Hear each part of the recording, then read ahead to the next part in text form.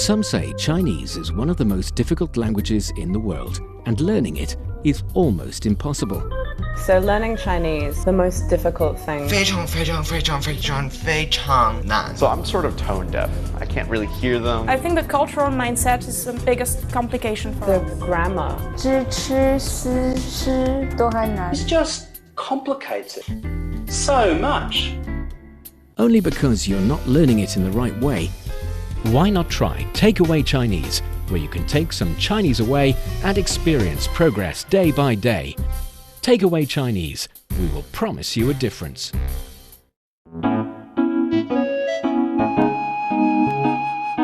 你好，欢迎收听随行汉语 Welcome to Takeaway Chinese. I'm Niu Honglin, and joining me today, Steve Hatherley. Hello, Steve. How's it going? Great to have you on the show as always. And we've been doing the show for 2 weeks, 2 episodes. And I was wondering, you've been here for a while and you've been learning Chinese.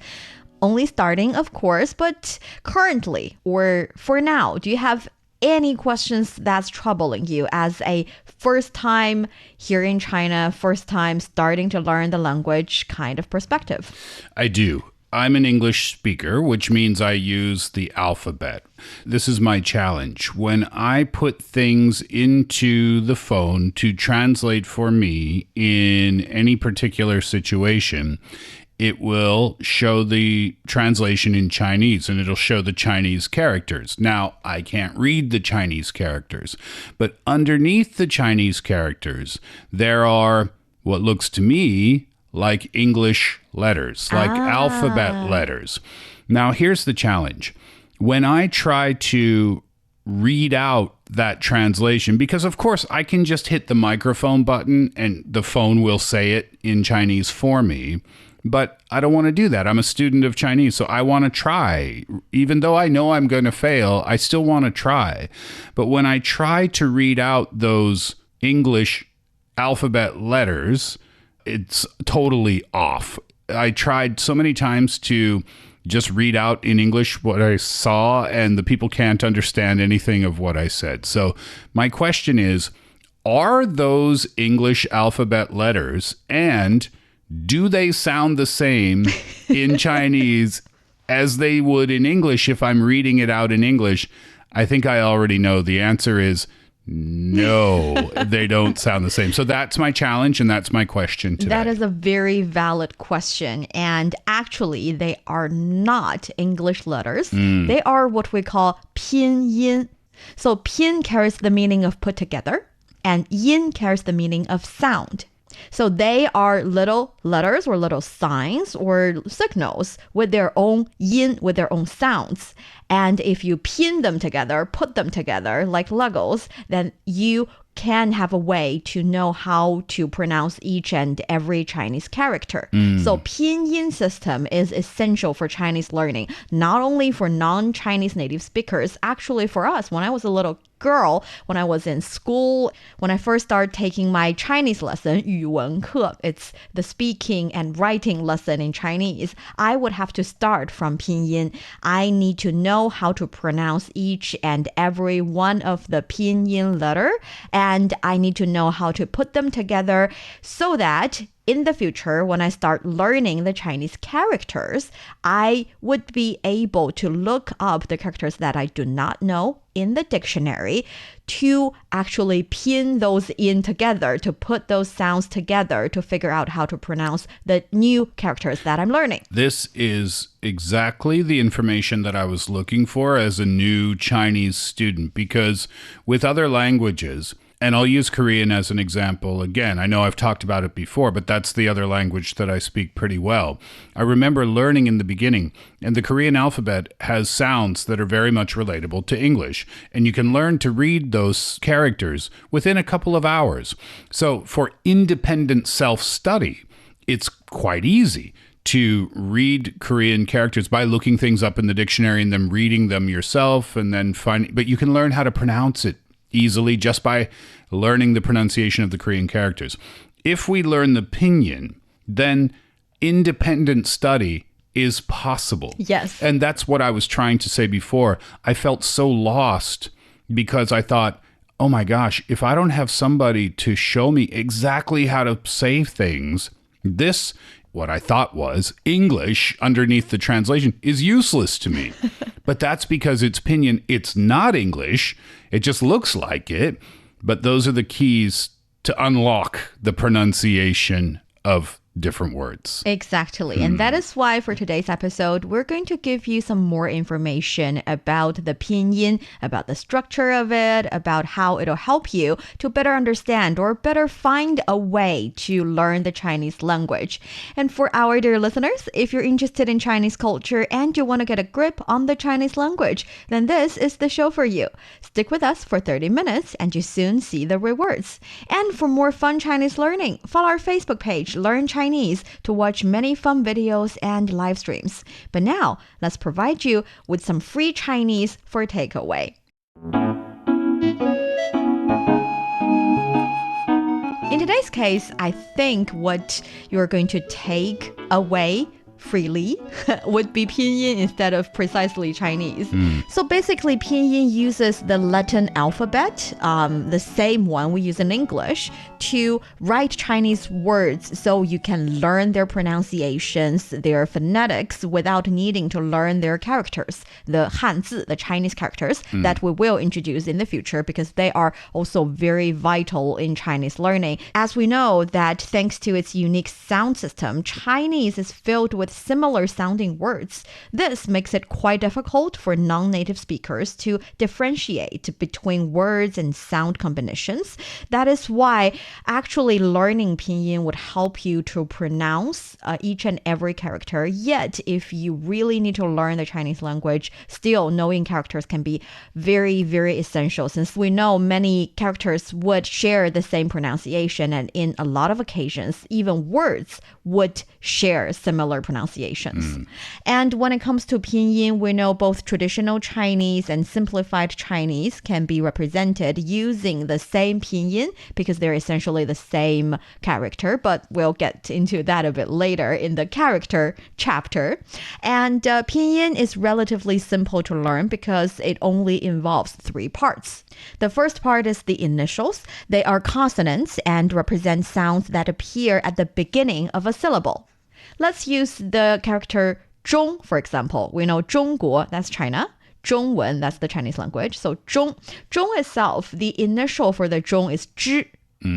So 知 is the starting of the pronunciation of 中. And that's the consonant sound. That's the consonant sound. And that is spelled in English ZH. Okay. Which is a bit weird to be pronounced as 知 for English speakers. It's not that it's weird, it's just unexpected. Because as a native English speaker, when you look at what we assume are English alphabet letters, your brain automatically goes to that English sound.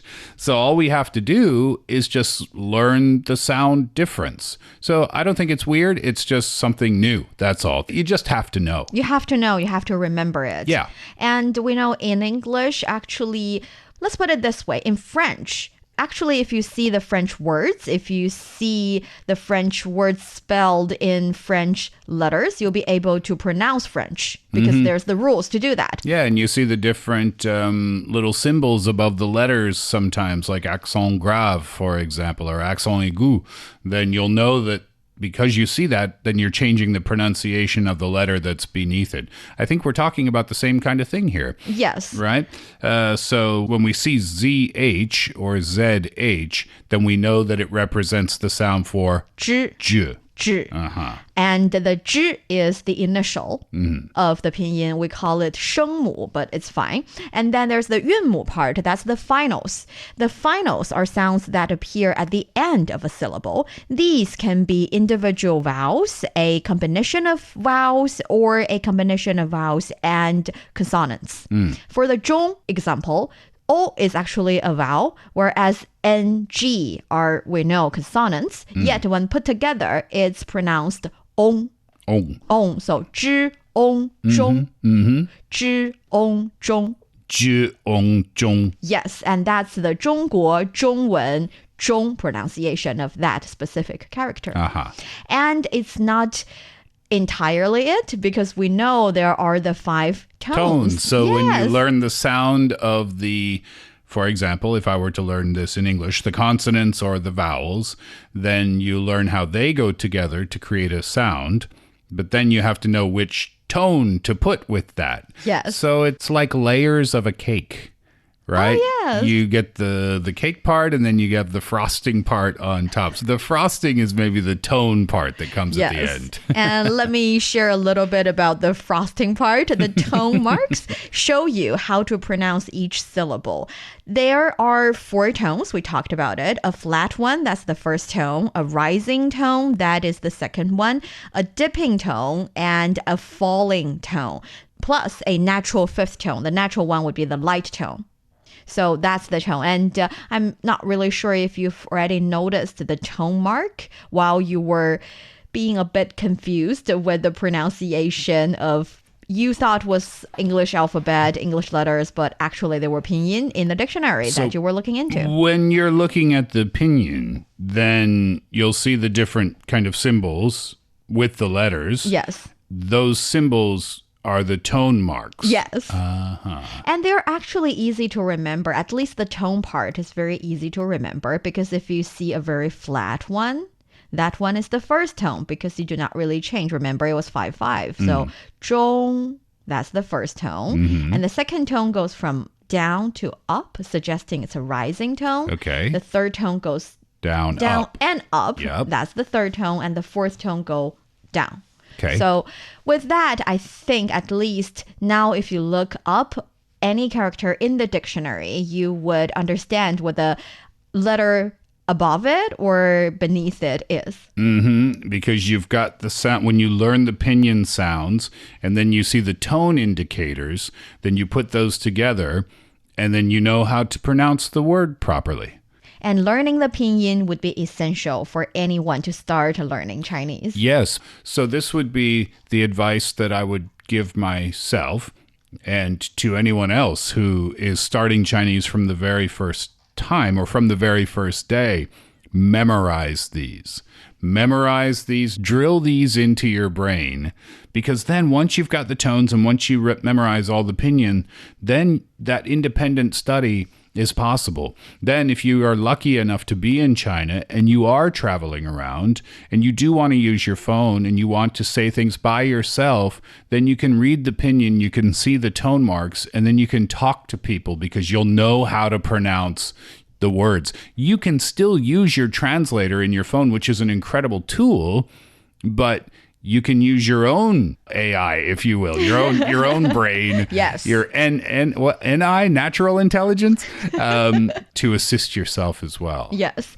And of course, that would be very helpful and very efficient, I would say. It's an efficient way to learn a new language. Yeah. Yet I still recommend you to learn several phrases or sentences that will give you the sense of accomplishment and make you feel like, I am really learning in a real life situation. Oh, no doubt about it. Yeah. But when you learn the pinyin and you learn the tone indicators, then going to your other chapter, if you will, where you're memorizing sentences or you're memorizing expressions or little phrases, then that's going to be a whole lot easier to remember.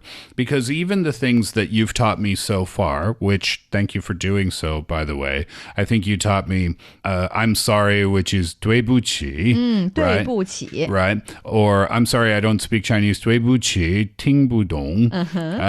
But that's really difficult to remember because I don't have any pinyin knowledge and I don't have any tone indicator knowledge. So after I write that sentence down the first time in English, for me, in English, if I look at it the following day or the next day, I've forgotten the tones. I don't know how to say the sentence properly anymore. But with the pinyin or with the tone indicators, then you can put those in when you're making your own notes, then you can put those tone indicators in yourself. Yes. So with Pinyin, I'm pretty sure your learning Chinese process can take off from now. But I still want to share several expressions or sentences with you in today's episode. And I think that is quite an essential one, especially if you're here in China and if you are trying to use your language to assist your staying. That is, where is certain place?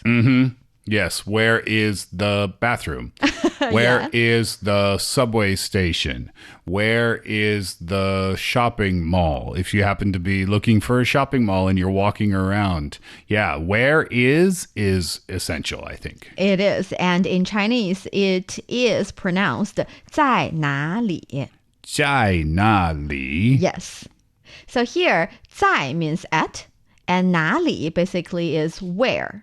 So 哪里, where, and where is the place, it's at where. And that is why instead, we've already talked a little bit about in Chinese, when you're asking a question, you do not really need to reverse the order of the verb and the noun. And it's the same thing in this kind of question. That is, for example, if we're talking about bathroom, which can be 卫生间. 卫生间. Yes, so 卫生 is hygiene, and 间 is a room. So 卫生间 would be the hygiene room, it's the bathroom, it's the place that you can wash your hands. So 卫生间. 卫生间. That's the bathroom. 在哪里 at where. So where is the bathroom? So 卫生间 comes in the beginning, and 在哪里 comes at the end. So 卫生间在哪里?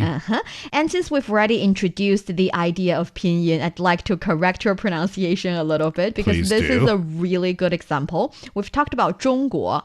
So 中国, the initial of the 中 pronunciation is 知.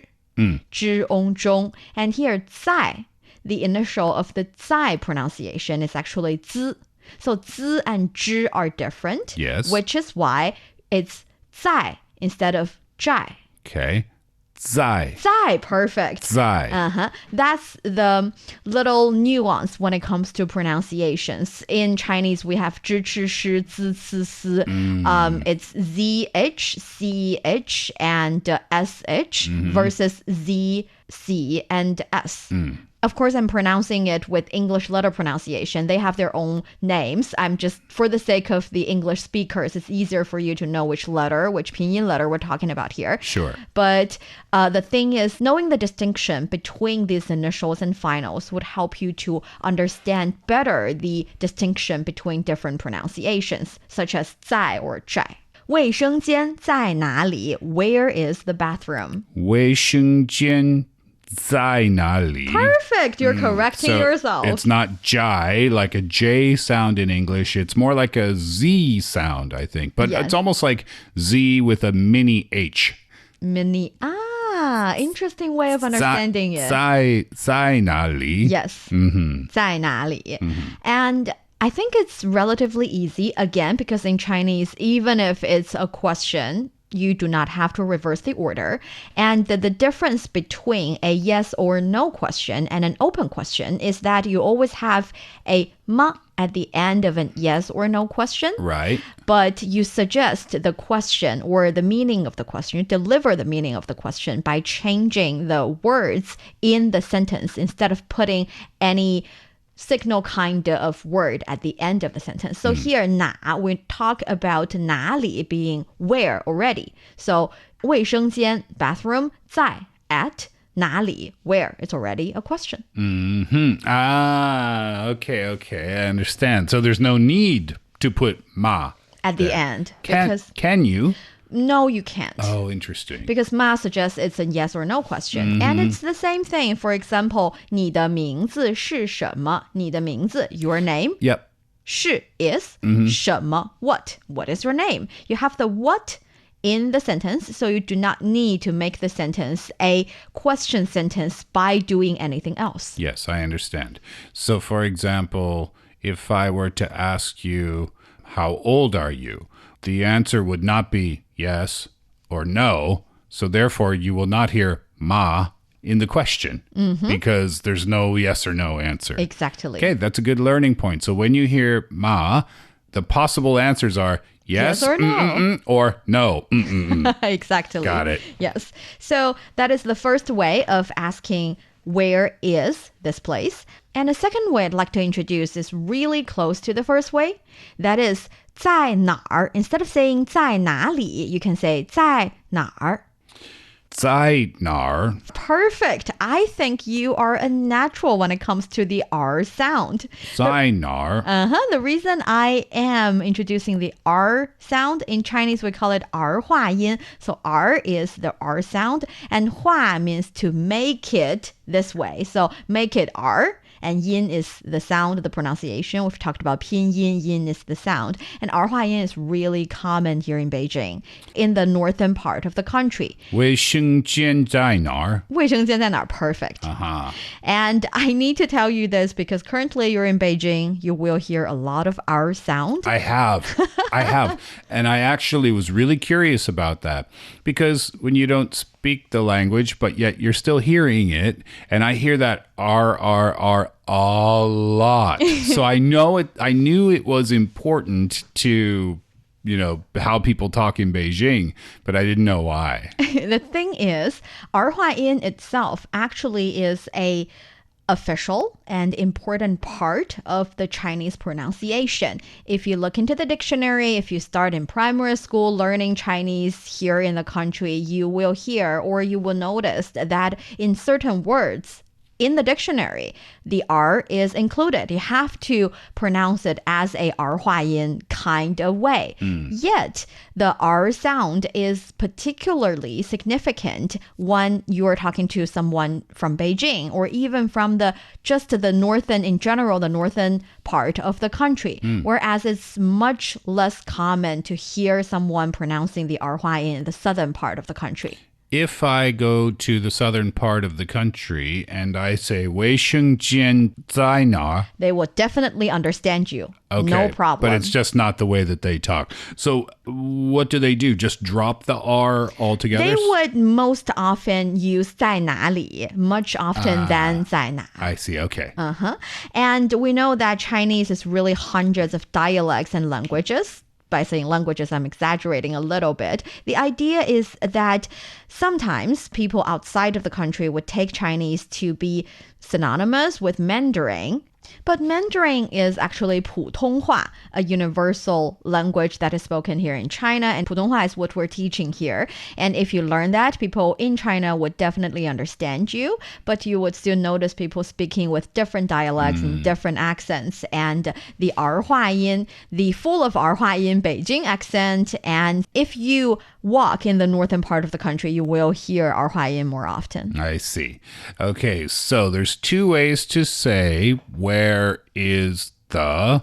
One is 在哪里, and the other is 在哪儿. 在哪儿? Okay, so our example was where is, in English, where is the bathroom? Bathroom is 卫生间. So put it together, 卫生间在哪里? Or if you're in the Beijing area, you can make it even easier. 卫生间在哪儿? 卫生间在哪儿? Perfect. 在哪儿? And since we talked about two ways of saying where, we can also have two ways of saying bathroom. Oh. Even three. Actually, the second one I'd like to introduce would be 洗手间. 洗手间. Perfect. 洗 means to wash. 手 is your hand. And 间, we've already talked about, it's the room character. So 洗手间, hands washing room. Bathroom. 洗 is the one we're learning. 洗手间. 洗手间. That one's tough. It's a little, yes, Yeah. it is. I think a lot of English speaker would pronounce it as she. Yeah, exactly, which is what I was saying. But I learned through Takeaway Chinese before that if my pronunciation is a little bit off, People will still understand people you. will still understand. So I can say 洗手间在哪里? People will understand And you. people will direct me to the bathroom. Exactly. And if even that is a bit too complicated, if you just say WC, people understand you. Water closet. Water closet. And for most Chinese, if you say WC, they would direct you to the closest one. Oh, so if you're really, really stuck, then you can just say WC. Yes. And people will know. Exactly. And then have a little panic look on your face. That is the safety net I'd like to provide for today's episode. What? WC 在哪儿? That's even better. But I think if you remember 在哪儿, hopefully you can remember 洗手间 or 卫生间 as well. Right. And if you don't mind, can I ask just one more question Of course. in this lesson? I found a lot of times I wanted to say, excuse me. Because I am about to bump into someone, or I'm getting off an elevator, or I want to get around someone in a shopping mall, and I want to say like, oh, sorry, excuse me, please move out of the way, or very useful one. Something like that, right? So can you teach me how to say that, please? Do you still remember how to say I'm sorry? 对不起. You can use that.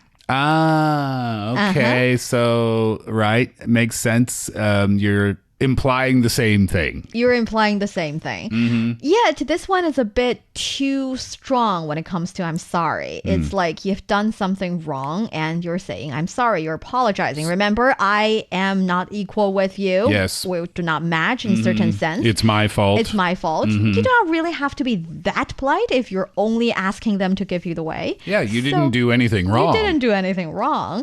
So, in this case, you want to say excuse me, and the exact translation of excuse me in Chinese would be 不好意思.